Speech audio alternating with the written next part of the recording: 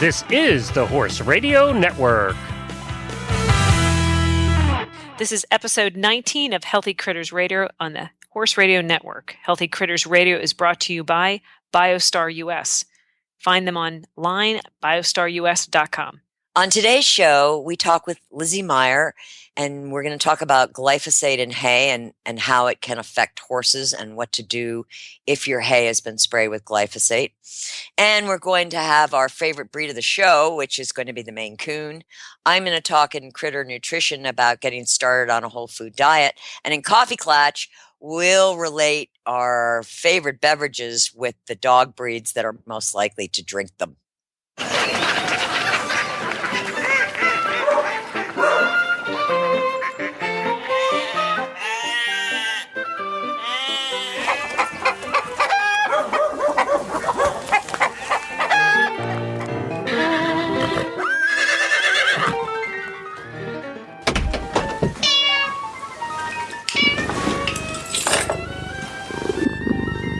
This is Tigger Montague.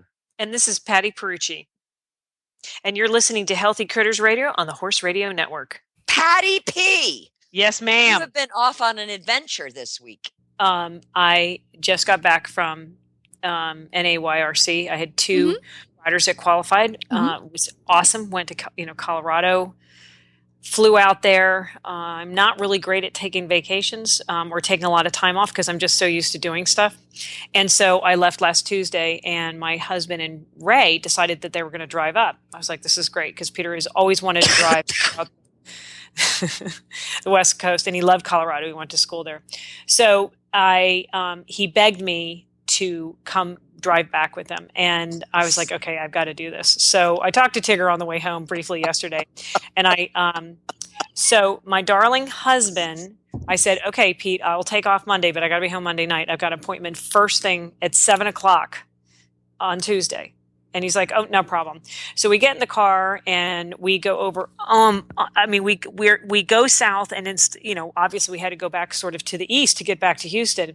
And he's like, no, we're going to go over the mountains and whatever. Okay, not a problem. Because I know that Peter knows I need to be back at some point early.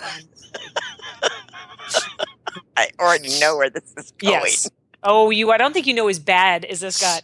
So I briefly chatted with Tigger yesterday because we were talking about different business stuff and what we're going to do with this and blah, blah, blah. And I realized as we're going over these mountains this first day that there's a really good chance that Peter's taking his hours out of the way. We left at 12:00 on Sunday, so it wasn't really going to make a lot of sense. Long and short of the story is when we stopped, and let me tell you, it was worth every second. The views that I saw were so unbelievable, and Peter's tried to describe them to me. Unbelievable. We stopped in this little old town, and I finally got reception again, and I looked at my Google's map thing, and it said, yes, you only have 15 hours and 58 minutes. 15 hours and 58 minutes. And you'd already been in the car how long? At that point, probably that was probably 10 hours because that was on Sunday. So we got in the car and that was 10 hours. But I have to tell you, it was just unbelievable. It was just the things we saw. I mean, Tigger, I'm sure you've seen some of the pictures I posted on Facebook. They were just unbelievable. But I was, and I wasn't tired. I was just ready to, but when I stopped and realized that the next day, meaning yesterday, that we had 16 hours. And the worst part of it was I kept seeing 15 and I never saw the 58 minutes. So I kept saying, Peter, it's 15 hours. I can't believe this. How are we going to do this? And he finally looks down and he goes, yeah, Patty, it's actually 16 hours. Anyway, it took us 18 hours because Google Maps never puts in, obviously, for stopping for gas. Yeah, 18 hours. I got home 1:00. My God. Yeah, it was a long trip. But it truly was worth it. It really was worth it, but I couldn't believe it. So when did you actually get back? 1:00 in the morning this morning. And I will let you know, there was only one horse that I didn't do. I did my normal day. When I call you, Tiggs, in the morning and I'm heading to my first barn, I just didn't do that one. And I actually have one of her horses at my other barn. But I did all but one horse today. Wow. So at some point, if you guys hear snoring, I'm telling you, I'm probably asleep. if we hear, yeah. Thump. That's her head hitting the desk. It's me gone. Yeah. But I will say this too. I was on such a high because it was the first time I've ever gone to the NYRC, and I had a junior rider and a young rider, and both of them were really good anchors for the team. It was so exciting. It really was. I'm very excited about it because it's just, you watch these kids get to go in these circumstances where it's a game changer, because there's all these different regions, and Canada's there and Mexico's there, and competing against each other, and it's such a team sport, and a lot of people are volunteering their times on top of the parents, being there and being out of their normal circumstances. But I'll tell you what, it was so wonderful to see old friends, but also to see how all of these kids, Jan Ebling's son. Oh, wow. Yeah, didn't get through the jog. And I don't know exactly what happened, but that kid stayed there and supported his team. Every ride, that kid was there. It was awesome. It was really a good representation of how this should be. And then to imprint this on them while they're young, I think is pretty brilliant. So it's pretty cool. I was so honored to be a part of it. So somebody who's maybe not familiar with, explain what this competition is and where it was held. It was held in Parker, Colorado, and it's all of the regions and actually it's for eventing, dressage, jumping, and apparently they did reining, which they did not have this year. I don't understand why it's there some years and some not. But what you have to do is there's two teams. So my region is Region 9, and there's a junior young rider team, which is equivalent to about a junior team, which is equivalent to about a third level, and then the young rider team, which is equivalent to about a pre-St. George. And there's 3 phases. You have the team test, which you compete obviously as a team, and you have to get a score to go forward to, that's not true. You do the team test, then you compete individually, and individually you have to be within the top 18, which they just changed, because normally, Tigger, it's like ours, it's like the top 12. The top 12, yeah. Yeah. But I think they actually do normally top 14 to go forward to the freestyle. And so the team test in all 3 phases, they medal through bronze medal. So all of these regions come together and compete against each other. So my young rider ended up being ninth in North America, and my other one was 8th in North America. And this is over. I mean, I think it was at least 30 rides, and both of these kids are just getting into this. It was just such a great experience. So. And there's, the chef to keep is there, and they have the lady that organizes it, and the barn was just full of great camaraderie. And the other, I was right across from Region 2, I guess it's 3 Georgia. What is Georgia? Do you know, Tigger? But it was like Karen 3. 3, okay.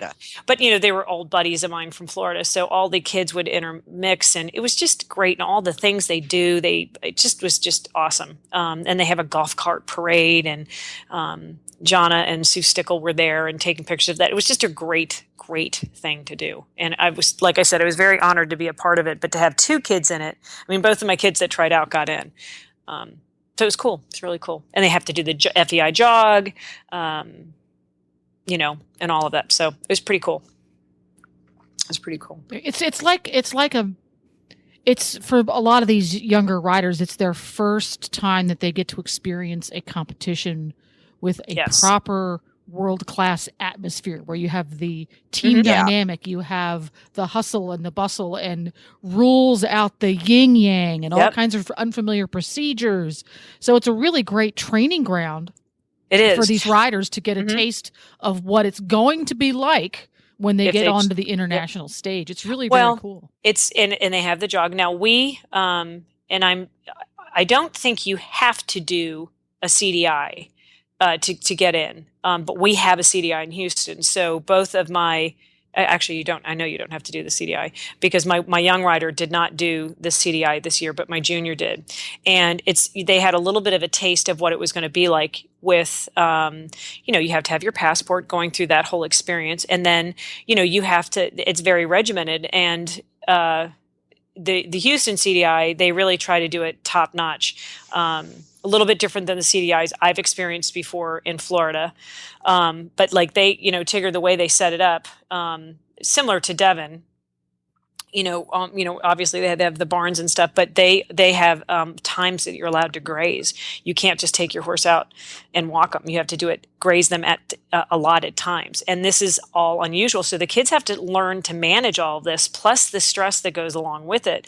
And then, you have to sign in and out to get in and out of the CDI barns. And you can't, if you have them on any medication that they normally have to have, you have to find out if it's legal and how long to take it off. I mean, there's so much logistical stuff that goes into it. It's, it's like getting ready for the Olympics, same sort of thing. So it's really very great prep for all of it. Yeah, pretty cool. There you go. Yeah. This episode's special guest segment is brought to you by Warhorse, naturally aggressive and fiercely kind.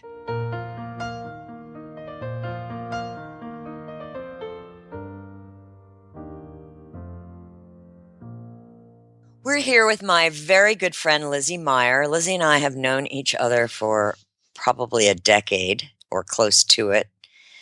Lizzie was trained as a vet tech, but I met her on the holistic journey that she's been on and that I've been on, and we're sort of soul sisters on the holistic walk. And I'm really happy to have her on Healthy Critters because Lizzie is sort of a canary in the coal mine for Bioustar. Her horses are a variety of breeds, one or two Mustangs. And what's so interesting is that her horses really can tell her things that are going on that we may not be so clued into. They're very sensitive to food and environment. So Lizzie, I don't know, is it a year or two ago, Lizzie, when we sort of started digging into glyphosate, and Lizzie is the one that alerted me because her horses alerted her. So Lizzie, I'll let you, tell that part of the story of what the horses were telling you and what you discovered. Sure, Tigger. Thank you for that introduction.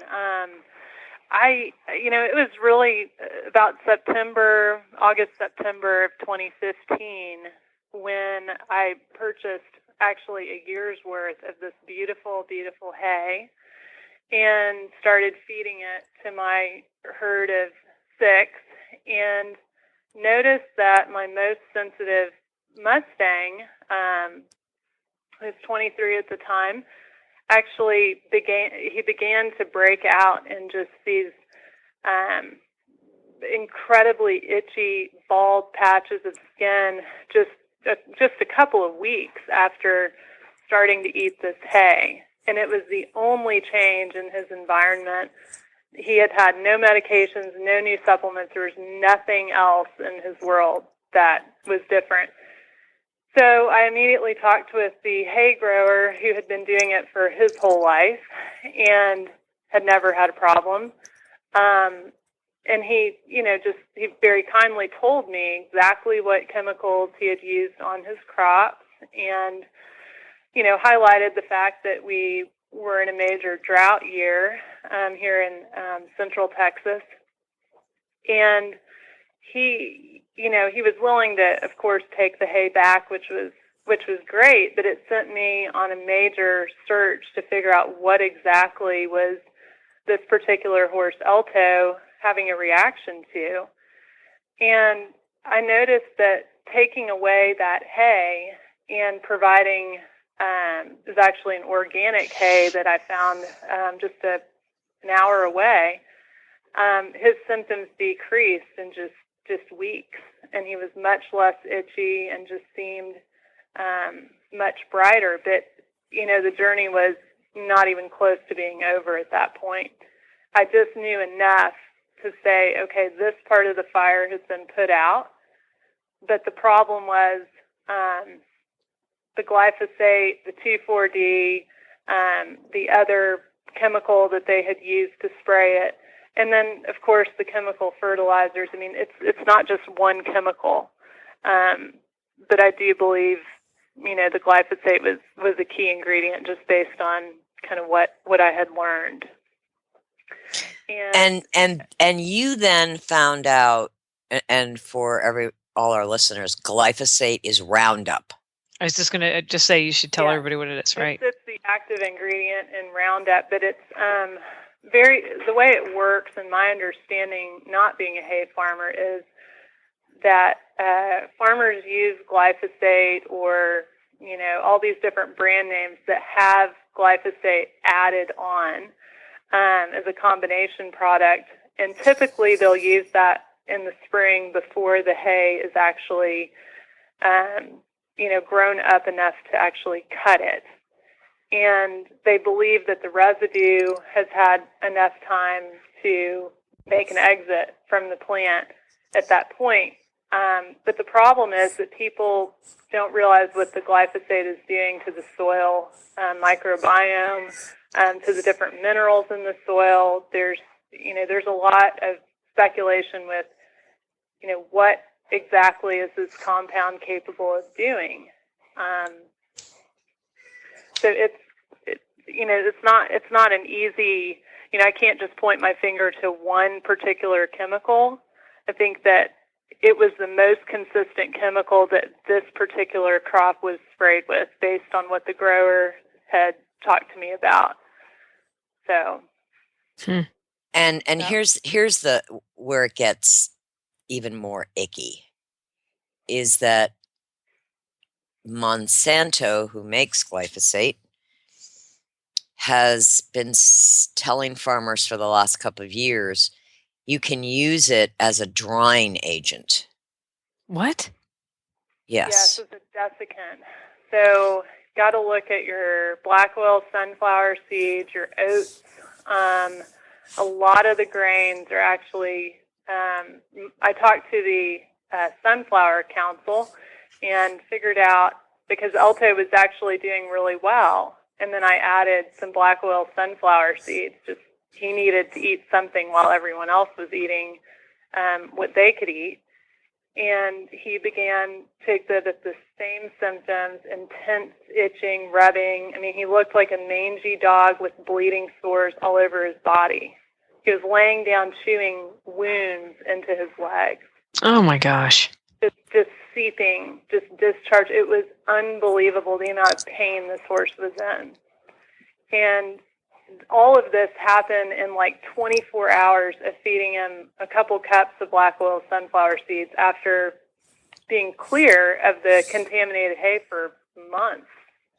And so in finding out that the sunflower growers typically spray glyphosate right before harvest they want to defoliate the flower so that the seeds are ripe, they're dry, and that the fiber material, the leaves and the stalk, doesn't gum up the combine, basically. That's why they use it. And so you get a uniform harvest, basically. The other alternative is to wait until it freezes, which a lot of the old-timey farmers will actually do that because they don't want to use this chemical. But anyway, so without testing the sunflower seeds and just my own observation, I believe that's what was happening all over again. And that set us back big time.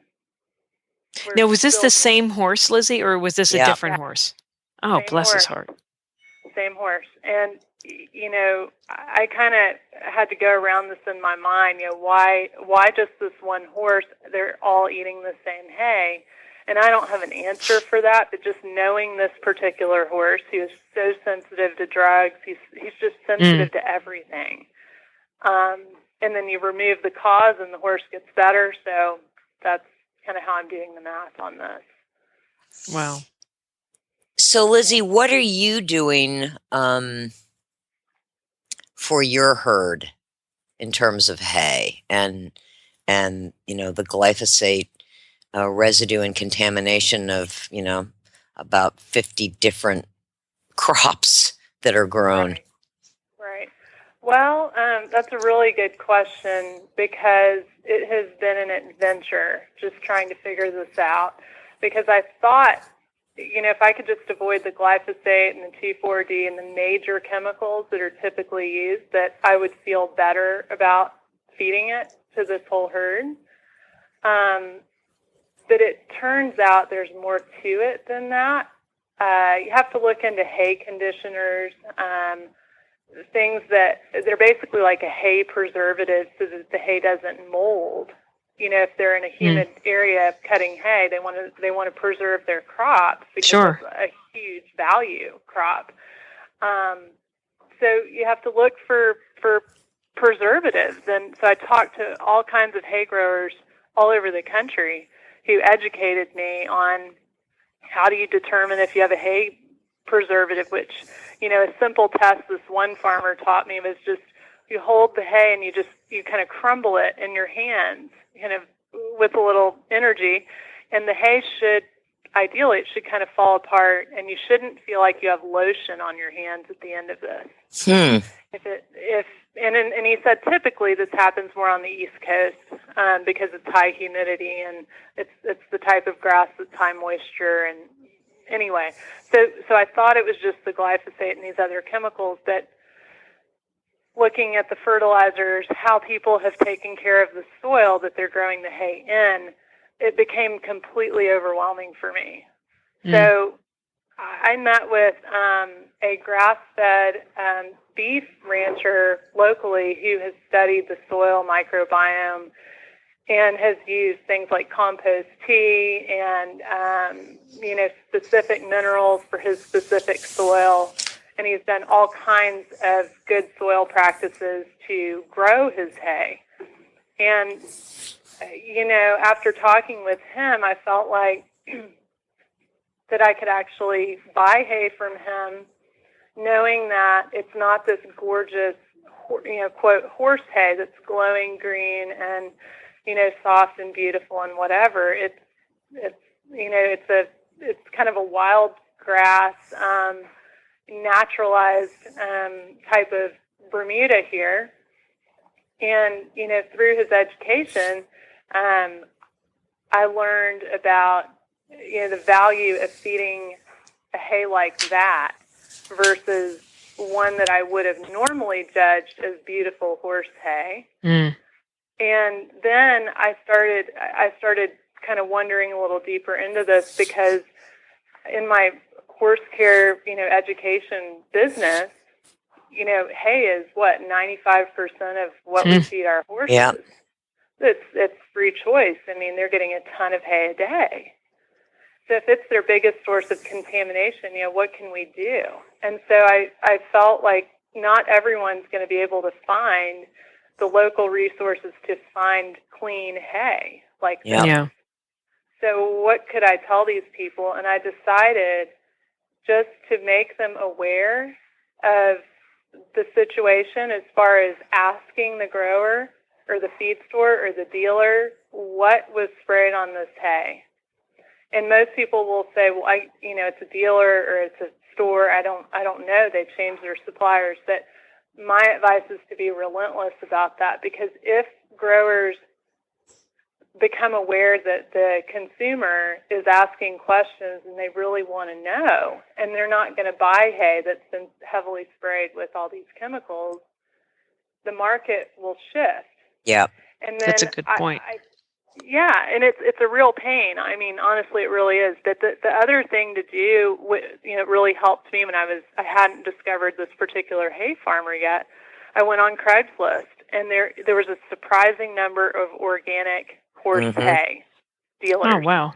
And they're small farmers, but it's sort of like, you use your best judgment. You go, you check it out, you buy some sample bales.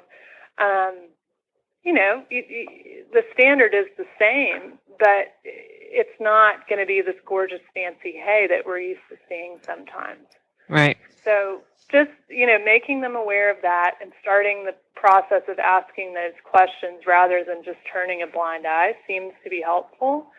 The other thing would be realizing that in a boarding situation, although you can ask the questions, you really don't have control over the hay.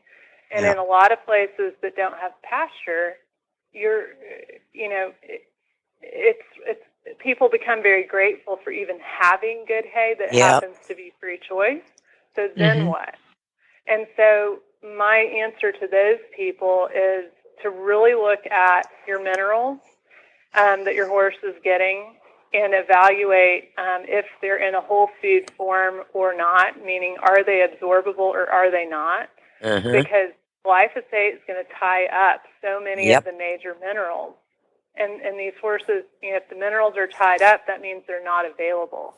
So you could be feeding, what you think is the best, but it's not being absorbed. And if you have mineral deficiencies, you've got immune issues, you've got gut issues, endocrine issues, behavior issues. I mean, you name it. Minerals are key.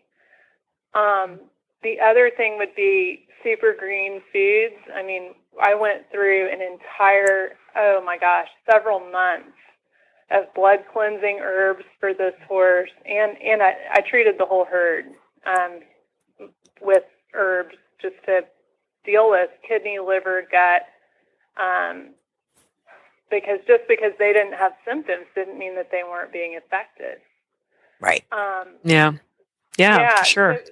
So it's a big process, and I think for Alto it helped a lot. Chlorophyll and chlorella and spirulina helped a lot, kind of dealing with the minerals and also blood cleansing.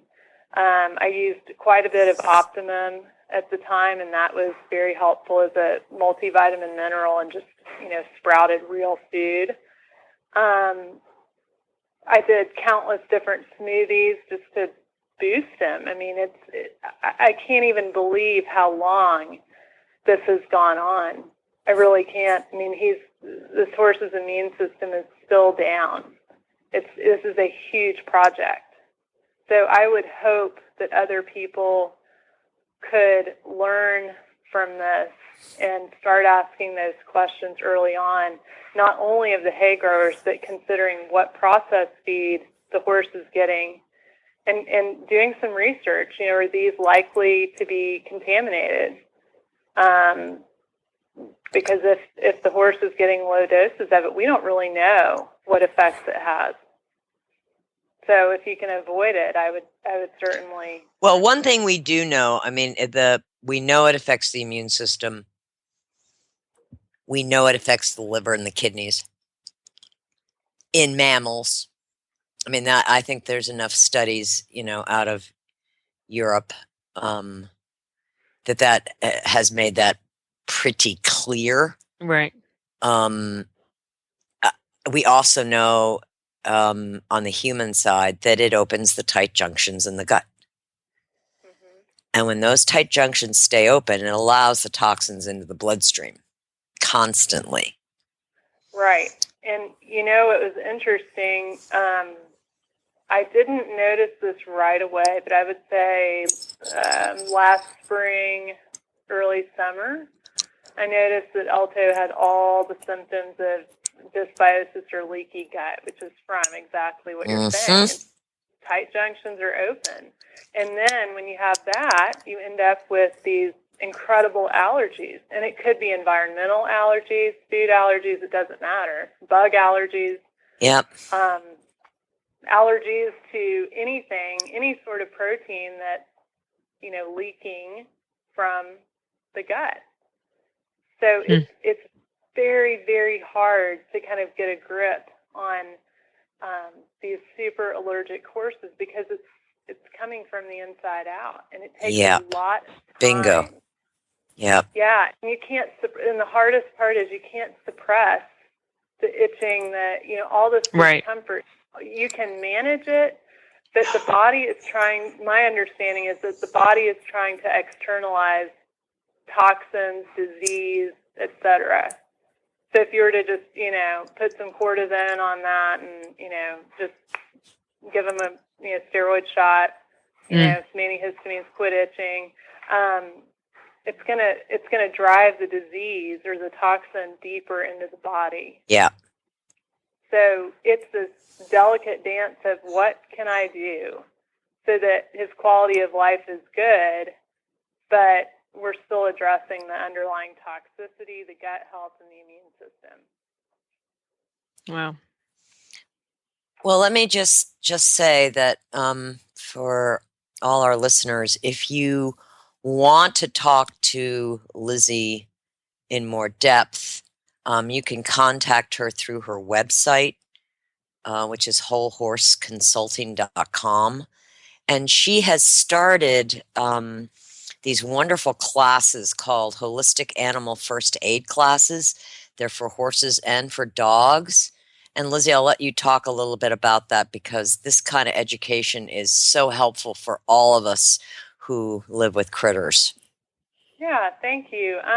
So the Holistic First Aid education classes kind of came about kind of using my vet tech, knowledge, and then emergency medicine experience, and then love of all things holistic, and my passion for education for animal owners. And so what I do is a hands-on class. This is not something that I offer online. This is at your place or here at my ranch, and it's a small group format. And we actually take vital signs. We learn different bandaging techniques, how to manage certain emergencies, how to actually build your own customized first aid kit with essential oils, herbs, homeopathic remedies, and different resource books, and how to keep your cool in an emergency and know how to talk with your vet so that you're ensuring that your animal gets the very best care and you are able to objectively and calmly be with your animal through a difficult situation. Patty, you should have her come to your barn. Well, I was just going to ask, where are you? You're in Central Texas? Yes, I'm actually in Comfort, Texas, which is about 45 minutes outside of San Antonio. Okay, and I actually know where that is because I just went through all of Texas yesterday. Or actually, I guess part of that was today. I just drove back from Colorado, so it was a long trip. Yeah, that's so neat. That's so neat. I guess I didn't realize you were that close. Yeah. Because I'm down in Houston, in the Richmond area now. Okay. But you also do clinics in San Antonio. And I do clinics in San Antonio. Oh yeah, we could definitely coordinate something. Well, we at least should actually meet in person. Because it's been a long time that we've never met. Yeah, I would love that. I would love it too. Yeah. So if you would like more information about Lizzie and talk to her about your horse or dog, go to wholehorseconsulting.com. Her cell phone number will be on our website for this episode, and you can contact her that way as well. So Lizzie, thank you so much. I share your passion for health, for the animals, and that we really have to be incredibly mindful about not only what we're feeding, but how it was grown, and that's becoming more and more critical to their health. It is. Well, I appreciate y'all being so interested in this topic. I know it's kind of a big one, but it is a big one. I'll take a small step and make a difference. Exactly. Okay, thanks, Lizzie. Thanks, Lizzie. It was nice talking. Bye-bye. You too, Patty. Bye-bye. We know that cleaners and products we use have a great impact on the well-being of our families, our animals, our farms, and the earth. Warhorse works to offer our customers naturally aggressive and fiercely kind cleaners that provide effectiveness, versatility, and value. And Warhorse does this with special combinations of simple, humble, but extraordinary plant oils that have no pesticides, no metals, no glyphosate, no petroleum, no sulfate ingredients, and no genetically modified organisms. Warhorse's equine, pet, and people soaps use an exclusive raw sunflower oil that retains its waxes, lecithin, and vitamin E. And add some skin-loving avocado, coconut almond, and dead sea minerals, and you've got a buffet of healthy benefits for your farm family. All Warhorse cleaners are naturally aggressive on dirt and grime and fiercely kind to the most sensitive skin, even our pure gold and multi-purpose cleaners. So go ahead, get in the mud and get dirty. Warhorse has got your clean, a Warhorse kind of clean. Warhorse products are available at Bioustar US. You can find them online at biostarus.com or call us direct 1-800-686-9544.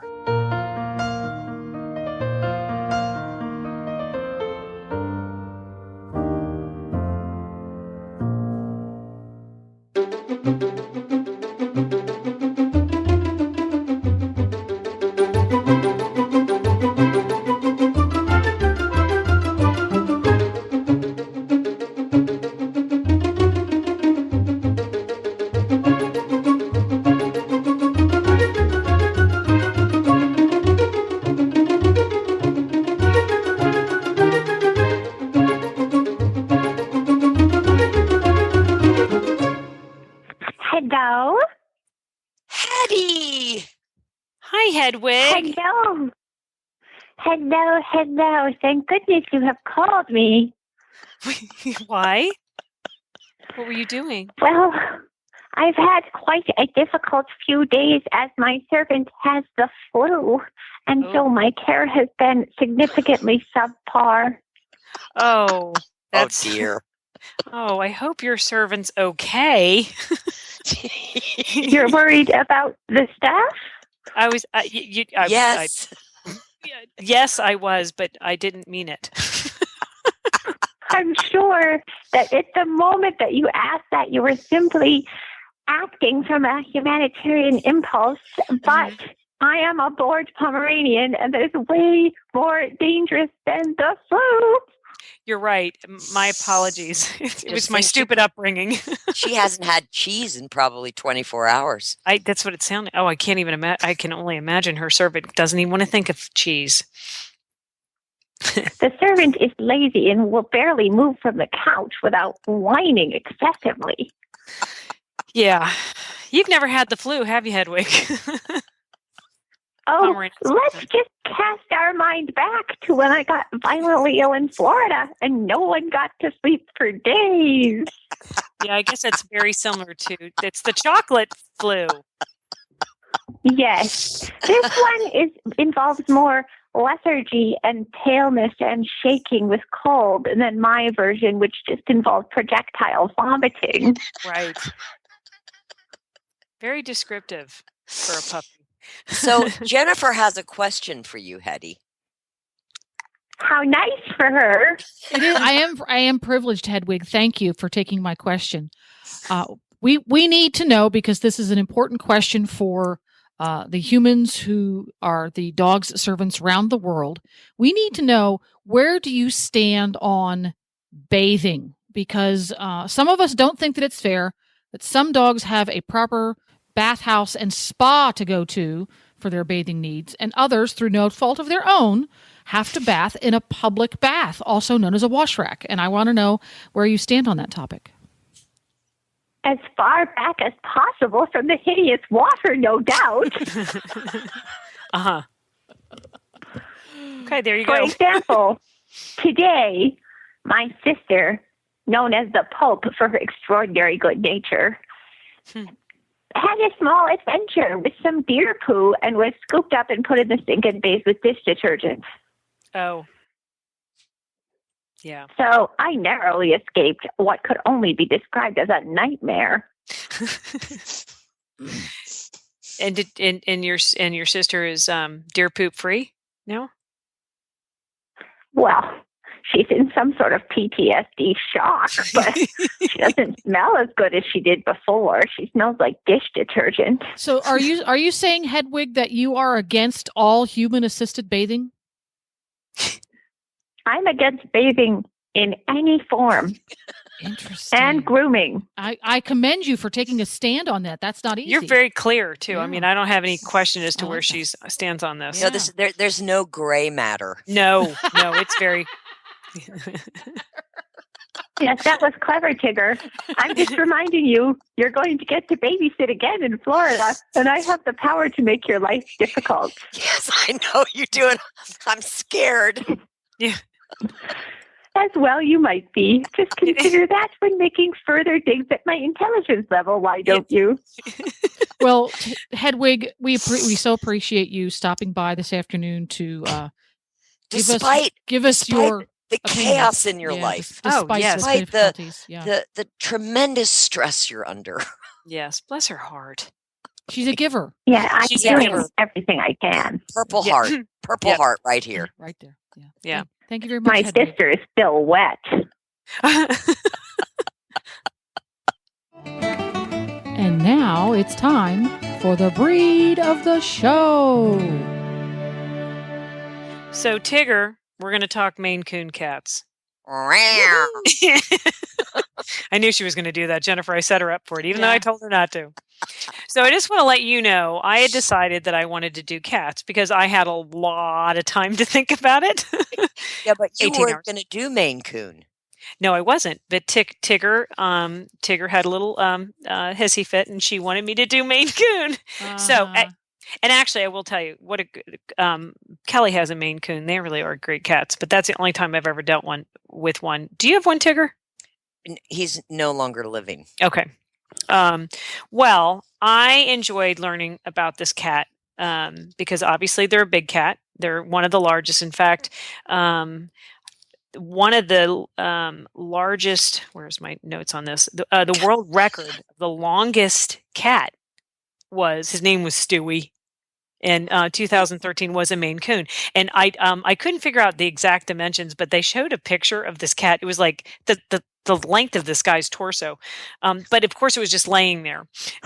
So apparently they are enormously gentle giants, which is one of their tag names.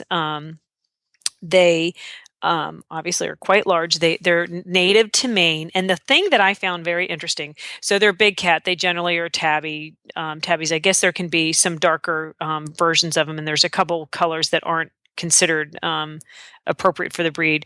I think they accept a lot of things, but the biggest no-no is they don't want blue eyes. So I was like, okay, so I'm going to find out the history of this cat because it's very dog-like. They follow you around and they do the yowling, which you were doing quite nicely. And they're like I said, they're the cat that will follow you around. Like, the dogs do. This is the cat that will follow you around. But was so interesting. So I wanted to find out what a lot of the history was. And it's so funny because the history is there's a lot of speculation on what is truly correct. So I found two different versions of the possibilities of where they actually descended from. I think everybody agrees they came from Maine, but there was a fisherman that used to go out on his jaunts, and he would have these feral cats. And when he would go and dock at different places, some of the cats would get off and breed with other cats. And he his name they are, one of the theories is that these cats, I'm sorry, I'm getting ahead of myself because this other one is bizarre, but they feel that these cats would breed with larger feral cats, and the Maine Coon cat was sort of developed from that. But the thing that's so interesting is one of these versions of what they say that's so funny is they think that they've descended from raccoons.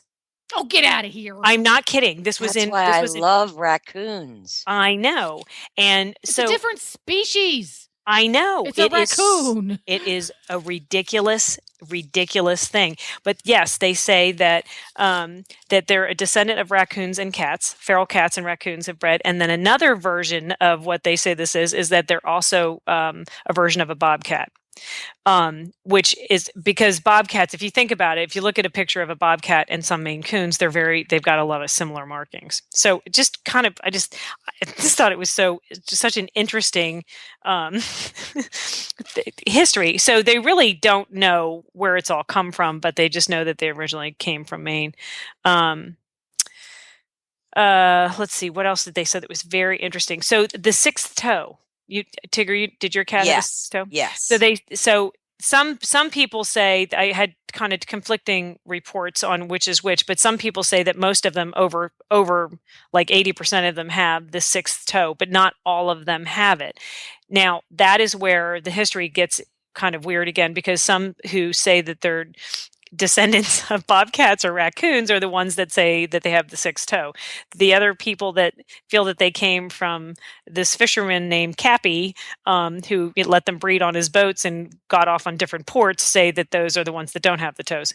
again, no one really seems to have a very direct thing as to what, was the true story. But so along with being a very large cat, obviously there are some health concerns, and I don't think I'm going to say this correctly, but one is it's a heart condition, hypertonic cardiomyopathy. Does that make any sense, Tigger? Have you ever heard of that? It does. Yeah. So spinal muscle atrophy, I guess, because of the length of the cat. Mm-hmm. Okay. Hip dysplasia, but again, overall, it really is a very healthy cat, because I know with every breed, there's always something that can kind of be an issue. But it sounds like they are great cats and adapt. And I think they're relatively easygoing cats in the sense, like, you can have them as an apartment cat, or it can be a cat that goes inside and outside, but very adaptable cat, gets along with children, gets along with other dogs, and gets along with other cats. So if I would be a good cat to start with, it'd be a great cat to start with. There you go. Well, I just have to say that I had a Maine Coon cat, and his name was Hobie Cat. Hobie Cat. And that was the coolest cat that I ever had the privilege to live with. And one of the reasons he was so cool was they are incredibly intelligent. I mean, cats are intelligent, but Maine Coons are on a different level. And if you go for a walk, the Maine Coon comes. If you go for a trail ride, the Maine Coon comes. Isn't that funny? It was just unbelievable. And Hobie, for some reason, he didn't really like to be on the ground very much. He liked to be, on fence boards, walking along fence lines. Isn't that funny? And when I lived in Princeton, New Jersey, I lived in Princeton, and I lived in one of these old townhouses that was built at the turn of the century. And, all the backyards are like little fenced in, he would travel around the neighborhood just gosh, that is so funny. And we would just leave the window open, and that's how he would go in and out at night. Yeah, they just seem, so cool. Kelly inherited one, and he is an indoor cat, but again, real extraordinarily friendly. This sounds stupid, but I like my cats to be somewhat dog-like, just in the sense that they'll come when you call them, because we all know cats don't do that. But her cat's very much the same way. He'll follow her around, does just the most adorable things, and just a big cat. The males can get up to 17 pounds, and I'm sure that's kind of an average. I'm sure they can go above that. And the females aren't far behind that. That's a big cat. It's a very big cat. Yeah. It's a very big cat. It's at least Hobie he had to be like 19 or 20 pounds. Wow. Oh, but I have Sumo, who's just a mix who showed up, who's 24. Oh my gosh. That's big for a cat. And when you pick him up, it's like, you have you want to work out? Pick your cat up. Lift it up, yeah. That is so funny. My favorite part about Maine Coon cats is I love long-haired kitties, and I love Maine Coons because they have normal-shaped faces. Yes. I don't like flat-faced kitties. I don't like flat-faced doggies I don't either. But I love the fact that it's a giant long-haired cat with a nice pointy nose. Well, and great tails. Excellent. Yeah, tails. Excellent and that's the other thing too, is they just say they're very fluffy. And I guess there is there's kind of two different types of coats. They can be the really long, like kind of they said fluffy, flowing coat. But they can be, and they're dense. They're kind of a dense coat, and some can be really long haired, and some can be shorter haired. Not like short, not domestic short, like a medium. Yeah. So they're cool. I think they're pretty cool cats. Pretty cool cats. Yeah, pretty cool cats. Yeah.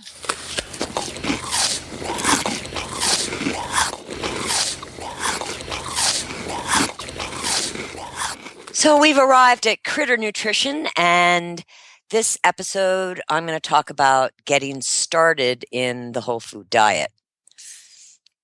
It can seem daunting to disconnect ourselves from commercial horse feeds and plunge into the world of the whole food diet.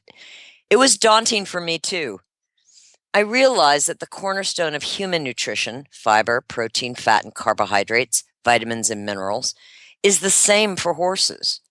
The amounts and ratios are different, but the foundation is the same: fiber, protein, fats, carbohydrates, vitamins, and minerals.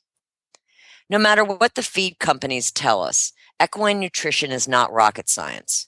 There is a history of millions of years of equines living on the earth and eating what was available.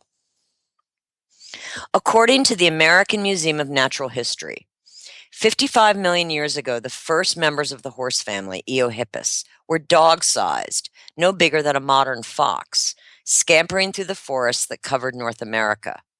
They were forest browsers, nibbling on leaves, fruits, and berries.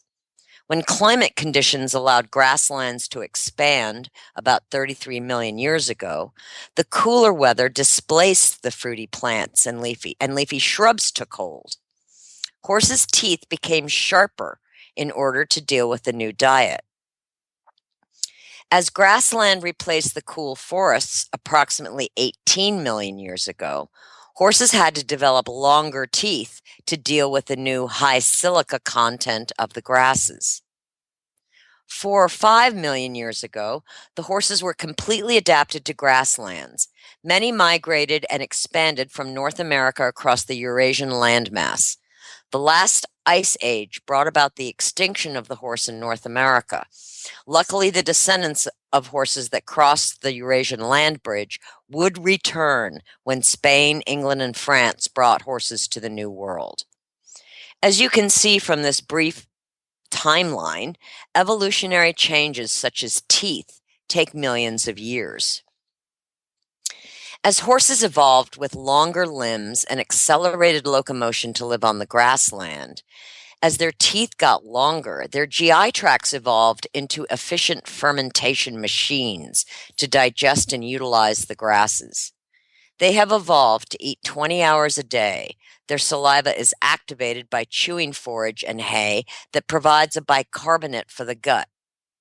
Grasses and hays not only provide fiber, but also provide protein, fat, carbohydrates, and some vitamins and minerals, the cornerstones of equine nutrition. This is why the whole food diet is focused on components such as alfalfa pellets and timothy pellets. These forage foods, in addition to hay and grass, are essential for equines. It is what they evolved to eat for the last 18 million years. We don't think of grass as having a fat content, but grasses typically provide the essential fatty acid omega-3. Hay also provides omega-3, but storage, conditions of growing the hay, herbicide applications, how the hay was dried, can reduce omega-3 content. Fat is not a new phenomenon in the equine diet. Forages and hays provide protein in various amounts depending on the kind of grass: orchard, timothy, fescue, Bermuda, native grasses, etc., and the soil and growing conditions. Alfalfa is a member of the pea family and was first cultivated in ancient Persia. It was introduced to Greece in 490 BC when the Persians invaded Greek territory. According to the 4th century book Opus Agriculturae by the Roman writer Palladius, quote, a jugerum, which is a Roman unit of measurement of approximately 0.623 of an acre, a jugerum of alfalfa is abundantly sufficient for 3 horses all the year, end quote. In the 16th century, Spanish colonizers introduced alfalfa to the Americas as fodder for their horses. According to Wikipedia, quote, the Spanish were aware that alfalfa is better than grass as food for working horses because the horses had more energy, end quote. Keep in mind, these Spanish horses were being ridden 8 to 10 hours a day, so their energy requirements were significantly higher than the modern-day sport or performance horse. Horses that were used for farming, transportation, and warfare had much higher energy needs than horses today. Oats, corn, and barley became foods for horses, particularly in Europe, because of the availability of these grains and the caloric energy needs of those horses. My tips on feeding whole food. 1. Take a deep breath. 2. Hay, forage, and water are the most important foods for horses. 3. Feed according to the energy needs of your horse. Most horses get plenty of carbohydrate energy from hay and grass and may not need the addition of grains to meet their energy needs. Remember, carbohydrate energy is quick burn energy, while fat energy is long burn energy. Number 4, the quality of fat sources matter. Highly processed oils like corn, soy, rice, and vegetable are solvent extracted with the neurotoxin hexane. Seek quality fat sources like coconut meal or unrefined coconut oil, GMO-free rice bran, cold-pressed hemp seed oil, or cold-pressed camelina oil. Horses that are easy keepers or have metabolic imbalances do best on medium-chain fat sources like coconut rather than long-chain fat sources like rice bran. 5. The whole food diet is incredibly flexible because it is component feeding. This allows you the freedom to feed your horse as an individual. With commercial complete feeds, if you don't feed according to the manufacturer's specifications, your horse is only getting a diluted portion of important nutrients. 6. Don't hesitate to use your intuition. It's one of the ways horses communicates with us. 7. If you need assistance or a little reassurance, by all means, contact us. Bioustar US, 1-800-686-9544.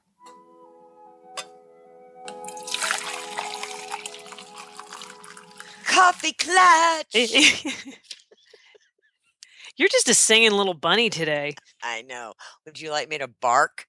You can. Well, you're gonna probably end up barking when we go through these different dogs. Yeah. So we're talking about what breed of dog would be if it was human would drink coffee or red wine or beer. Right. So, Patty, you want to start off? What breed of or breeds of dog would be coffee drinkers? The city. Oh, do you want to start with coffee? Because of course I went right to wine. I started with coffee. Okay. Well, I'd made a couple different lists, and at first I was like, what dogs shouldn't drink coffee? And of course, I started there too, and then I realized exactly right. So, but I thought and this is, I don't know why I think this is so funny, but I thought the type of dog that would drink coffee would be a greyhound, because they're always hanging out. They always seem so chill. They always seem so relaxed. And I never knew this about greyhounds until we did the greyhound, till I learned more about greyhounds. So I thought a greyhound would be the type of dog that could just hang out and chill and drink a little coffee, like on a really elegant, like, I had a totally different take on this. You did? Oh no! No! Okay, great. Why? What did you say? Border Collies, Australian Shepherds. See, that's okay. That's what I did originally, because I was like, Jack Russell. they need the more energy. But okay, that's so funny. Okay, what did you say, Jennifer? I picked the Airedale Terrier. Oh. But he would be drinking espresso, thank you very much. Okay. And he would say it just that way when somebody said, do you want some coffee? And he would say, espresso, please. Thank you very much. Okay. Oh, that's so funny. What breeds wouldn't be drinking coffee? Jack Russell. A Jack Russell, and I was also thinking like a Maltipoo, A golden retriever would never drink coffee. Right. Well, I had Frenchies and Cavalier King Charles Spaniels. That wouldn't drink coffee? No, because King Charles Spaniel's going to have tea. Yes, exactly. Yes, good point. And a Frenchie would probably be drinking iced tea. Good, yes. Arnold Palmer. Yes, Arnold Palmer. Oh, gosh, that's funny. Yeah. Yes. Okay, that's funny. Well, I also so this one, of course, won't make sense because the red wine. No, the other coffee one I had was a Great Dane. Because I was thinking, actually, that does make sense. Yes, and you would get the big gulp size one from the Cookie Mart. Yeah, absolutely, yes. Or that could be soda. Yeah, that's right. Yeah, so I just thought Great Dane. Excellent. What did you have for red wine? At red wine, I had a Frenchie. I'm sorry. I just thought that was too appropriate because I can so see my little Frenchlets drinking some red wine. I cannot. You could not? Cannot see them drinking red wine. No, they actually they would knock it over, but that's a whole other story. And they couldn't get it down because they got smush faces. But I just thought they were French. They should drink wine. Well, I had the standard poodle, the Excellent. Italian Yes. Greyhound, the Afghan, the Bichon, and the Labradoodle. Oh, a Labradoodle. The Labradoodle would be drinking the kind that comes in a box. Right. Yeah. Oh my gosh, that's so funny. I haven't thought about box. Because I was thinking standard poodle's very, arrogant and Yes. Yeah. aloof, and I could see him or her, lifting her Little crystal glass, and He would have foo-foo wine, the kind that has a really pretty label and a nice and a has big price tag. and a big price tag and ads in cooking magazines. Ah, He didn't know anything about wine, but he bought the one that looked really expensive. Yeah. that's right. Yeah. Well, and I also see the Italian Greyhound being very, sort of sophisticated and And this is all red. Afghan, This is red wine or is this white wine? This is red wine. Okay. Because I was going to say I had Bichon too, but I had Bichon for white wine. Oh, I didn't even do white wine. What did you have, Jennifer, for red wine? Red wine, I had the Scottish Deerhound. Oh, that's good. And he would have a variety of wine that was colored sort of red. He didn't have any idea what it was, but it was colored sort of red, and he always had a lot on hand so he could share it with his friends. Oh, Yeah. See, that's nice. Yeah. That's nice. And what breeds would not be red wine drinkers? Oh, would not. Would not. Oh, let's see here. I had Great Dane, Oh. Irish Setter, and Neapolitan Mastiff. Oh yeah, Neapolitan definitely would never touch wine. No. A beagle would not drink wine. Oh, you're right. A beagle would not. No. I had the American Bulldog. Oh, yes, Yeah. for And sure. a Rottweiler. Yeah. I just don't see that happening. A German Shepherd would not drink wine. He would drink No. sake. Sake. Yes. Yeah. He'd Does do he- drive-by sake. Yeah, Yeah. he would do sake, and he would do sake shots Yes. because And a he's just- Doberman would do tequila. and a Doberman Oh, would yeah. do tequila. Uh-huh. Oh, that's funny. So what did you have for beer, Patty P? I have the Boxer, and the Boxer would definitely drink Bud Light. And I have a German Pinscher that would definitely drink Heineken. What did you have, Jennifer? I had the Basset Hound, Oh, that's funny. I and thought he's of gonna the drink. He's gonna drink Dos Equis. Dos Equis. Yes. All right, Tig, I how about had the Bloodhound, Oh, the Ooh. German Shepherd, the And- Golden Retriever, the Labradors, the Corgis, Pit Bulls, and Newfoundland. a Newfoundland. Oh, I can see Newfoundlands doing beer. That's a good one. You're like Guinness. Mm-hmm. Well, I actually was also A thinking stout. Anatolian Shepherds, but I didn't have a different. I thought that they're they He do would good- drink Sam Adams. Sam Adams. Yes. Okay. And a Bloodhound would just sort of drink, Whatever came by. Coors or He Bud would- Light. Or He would just gnaw through the keg and lick it up. Yeah, yeah. Well, that'd be a healer. Yeah, just gnaw right through the keg. Yeah. And who did you guys have for a breed that would not be a beer drinker? Not be a beer drinker. I went back to like a Maltipoo, a Yorkshire Terrier, a Bichon, a Pekingese. Pekingese. You and I were thinking Yeah. very similarly. I had Boxer, Lhasa Apso, Maltese, and Rhodesian Ridgeback. Okay. Ooh, yeah. Yeah. I did A put Papillon would not drink beer. Oh, yeah, Pappy, Oh. or a Pomeranian. Or a That's Pomeranian. hot. Pomeranian. hmm Pomeranian. Yeah. We actually, oh my gosh, that's a great Hedwig question. What kind of beer? No, but a Pomeranian would not deign to drink beer. Yes, No. that's my thinking. But you never know, Tigger, especially with Hedwig. You never know, okay? Let's say that clearly. There you go. So that's it. That's the That's the that's list. what dogs are going to drink. What? So we would love to hear your suggestions on if dogs were drinking people beverages. What breed of dog would drink your favorite beverage?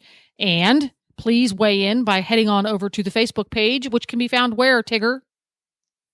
On Facebook. Oh my goodness. Healthy Critters.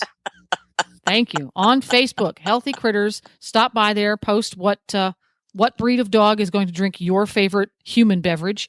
And if we get some good ones, we will read them out on the show next time. Absolutely. Oh, Perfect. and by the way, do you realize that the 3 beverages, coffee, red wine, and beer, none of which I drink? Huh. Yeah. So what is your favorite beverage, Tigger? Chocolate milk. And if your dog if there was a breed of dog that was allowed to have chocolate milk, what would it be? Sobby. Sorry, that's not a breed of dog. That's just a love. Sorry.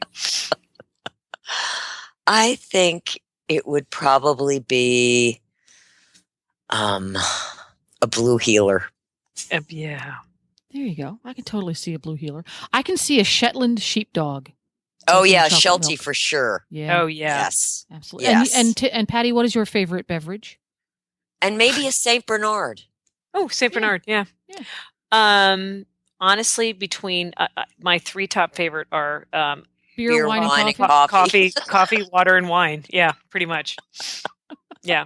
So it goes like this: morning, coffee, water, then wine. So. And how about you, Jennifer? Everybody, cone of safety, please. Yes. Cone of safety, please. Yes. I love me my daily diet Dr. Pepper. Ah! She said cone of safety. And you know who's gonna? You know what breed of dog drinks diet Dr. Pepper? Oh, let me guess. A corgi. Chinese crested. That's how they got to look that way. Yeah. Yeah, that's Well why done. they look that way. Well done. Well done. So Yeah, let's wrap it up, ladies. Okay.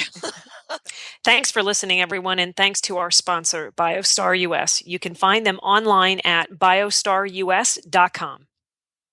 Get the Horse Radio Network phone app on iOS or Android by searching for Horse Radio Network in the App Store. It's free and easy to use.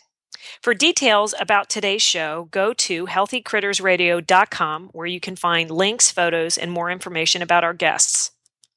As always, we love your feedback. Please follow us on Facebook under Healthy Critters Radio. Be sure to visit all the great shows on Horse Radio Network at horseradionetwork.com. Love your dog. Hug your horse. Feed your chickens. Clean your litter box. Dance with your goat. Slither with your snakes. Howl at the moon. Hang with your hamsters. Party with your parrot.